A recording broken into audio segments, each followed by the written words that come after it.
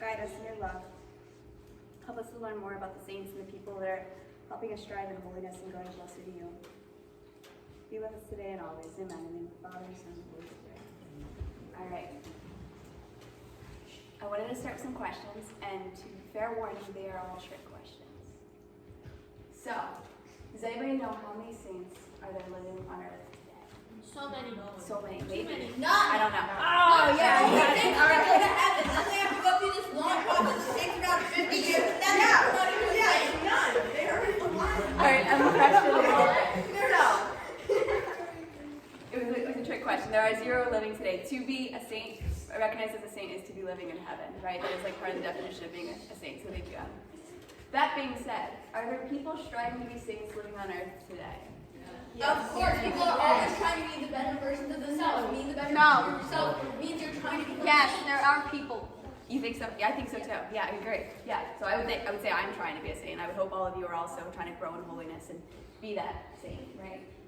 How many saints do you guys say there are in heaven in the history of the whole world? 7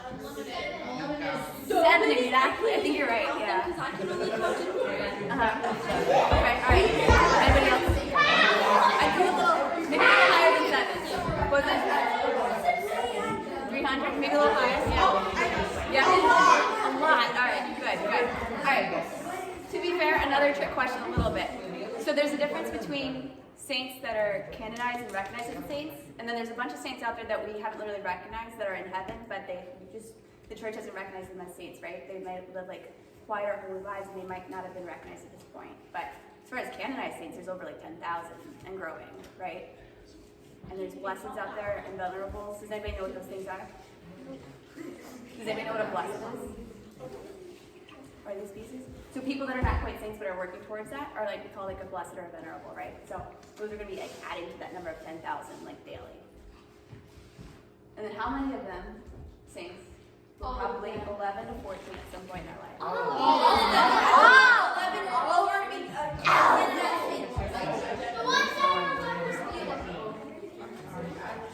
Oh wait, never mind. The ones that are 11 or older.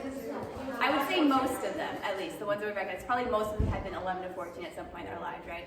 Wasn't one of the saints like 10? It was like a girl saint that was like 10 or something. Saint Maria Goretti. Wasn't she 11 or 12? What? I don't know. I read a like biography on her. Yeah. All right, I believe her. All right, yes. So, but most saints that we have recognized have been 11 to 14 at some point in their life, right? So the ages that you guys are some point in their life, 6th, 7th, or 8th grade, right? And so hopefully at most point they were struggling with some of the things that you guys might be struggling with too, like being a good friend, being a daughter, a son, being part of a family, or doing good work at school. These pieces. So a lot of them have been your age at some point in time. So, is it required to be a saint to be super hardcore? Like religious super hardcore or perfect? Completely in this life? No. Is it required to be super old? Nope. No. What about like big miracle people in this life? No. No, maybe not. What about like being a priest or a nun? No. Or a martyr that's died? Nope. Many saints have been those people, right? And then, was it a requirement to live a very long time ago with the dinosaurs? Nope. Probably not also, right? Yeah. So, being old is not a requirement for being a saint. And some examples, we got Blessed Carlos Acutis and Saint Joan of Arc. Does anybody know about either of them? No. No.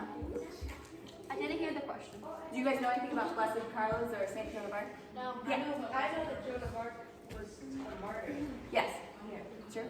Do you know how old she was? 13. She was 13 when she was first called and she was starting to hear from God. I think she was 16 when she started leading a French army. I don't know exactly how old she was when she died. It was around then, right? It wasn't very long after that. I'm not sure. Yeah. She was a girl. She was a girl, that's correct. Yes. So it's not, being old is not a requirement. And St. Joan of Arc was one of those saints we hear about that she led a French army. Not all saints are called to do that. We're not always called to do that, right? There's different ways we live our lives to be holy, right? Does anybody know about Blessed Carlos Acutis? Yeah, George. My sister told me about him. Tell me. He was like a kid, and he died at a young age, Yeah. and his body hasn't decomposed or anything. Yeah, there's incorruptibles, right? And part of his life too, so he was someone that from a very young age, at the age of 7, was really called to this real presence of Christ in the Eucharist and really understanding that. And then even in middle school, he was your ages actually. Like he was really called to like stick up for kids that were being like bullied for being disabled and things like that. And he himself was like bullied as a result, right? So he was a kid that was your age, really striving to live a holy life and stick up for what he believed in. And those are the things that we can kind of do in this, like our day-to-day life right now to like get towards that, like build towards that sainthood. Is it a requirement of being a saint to be able to float on a cloud? Nope. Probably not. Or just huge actions like getting our arm like Saint Joan of Arc. Probably not. Does anybody know about like Saint Therese? Yeah. I forgot if I heard the name. Yeah, definitely. Is anybody here like the youngest of their family or siblings? A few people. Yeah. Saint Therese is the youngest girl in her family. She was striving to catch up with her sisters, and she wanted to grow in holiness. And she joined a convent at a very young age. And when she did join that, I think she was 13 or 15. She was very young. And after she joined, she wasn't one of those saints that traveled the world as a missionary. She wasn't someone that led a French army. She wasn't someone that died in martyrdom battle or anything like that. She was someone that like lived and died at this convent. And the way she was called to holiness was in her everyday life. It was called the little way. And in the little way, she's called to love people in front of her, like the other sisters in the convent. And just being really loving to people that weren't always very charitable to her. And so that was part of like her service and growing in holiness. So you guys can tell I'm gonna really be an artist when I grow up. Got a lot of cartoons. Does anybody know who St. Peter the Apostle is? Yeah. He was one of Jesus' disciples. The story you're telling here is when Jesus took Peter to walk out on the water. He was holding his hand, but then he let go and Peter fell into the water. So yeah, he's one of the apostles for sure. Yeah, he saw Jesus on the water and he told Jesus like, bid me come to you, like cross the water, right? He's like, tell me to come after you. And so he does, and Jesus says, come. And Peter walks on the water for a little bit, and then he gets scared, and he does fall in the water, right? And I think Jesus says something like, you have a little faith, or something like that. So he loses his faith, like he had that trust, and he lost it for a little bit. And so St. Peter is a great example of someone that wasn't perfect, but was used for a really big role in the church. Does anybody else know something else that St. Peter, like another maybe mistake he might have made in the gospel or something like that he really struggled with? Yeah. When he denied Jesus 3 times. Huge, right? Denied God, right? Yeah. Jesus even told him, he's like, you will deny me 3 times. And he's like, no, I will live and die with you. I will go to prison. I will do whatever, right? And he denies Jesus 3 times on his way to being crucified and killed. That's pretty massive, yeah. But what do we know about, so Jesus calls St. Peter something pretty important. Do we know what that is? Yeah, good.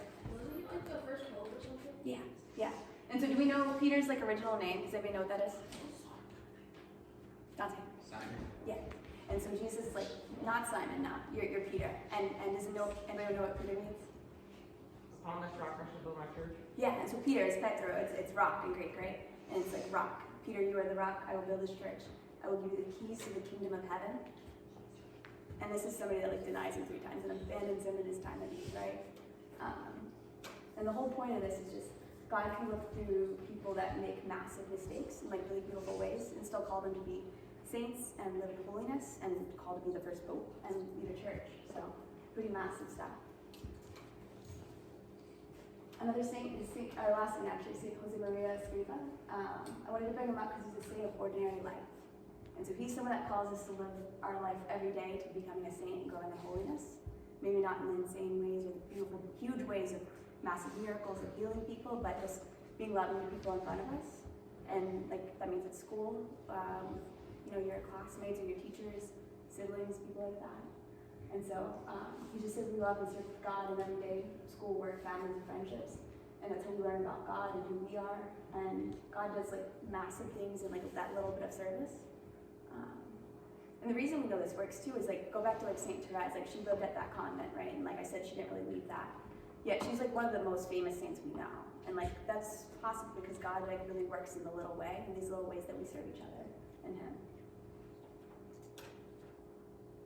And so how do we become saints? Does everyone want to read this one to the top? Yeah. No, sorry. Oh, right.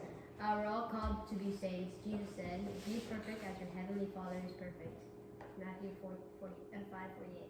Yeah. To be saints is to be in heaven. We will be saints if We rely on God's strength and wisdom to lead holy lives, trusting in Him to make us perfect. Yeah, so we're called to be perfect in this life. Like, we're called to like strive towards that, and can we do that on our own? Absolutely, right? No. No. So we do that with God and leaning on God.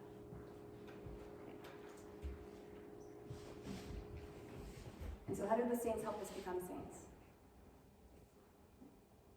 You can ask them for guidance, for them to pray for you, and then just kind of model off. Absolutely. So it's both. It's, you know, we can learn about the saints like historically, like we can learn like saying like I want to be like that person because they did X, Y, and Z. But they're also like living people in heaven that want us to get to heaven and grow in that holiness. So they're actually people we ask for their prayers. Just like we would ask a friend or family for prayers. Like I would ask Monet like if I was having a hard time to pray for me. I would do the same thing with Saint Therese, right? Yeah. I feel like it would be cool, like your extended family, if they would be like, oh yeah, my great grandma's a saint. I feel like it would just be cool. Just me say like I have one on my side of the family. Yeah, we could say it, right? Good bragging rights. But yeah, a powerful intercessor too, though, right? Someone to ask to pray for you.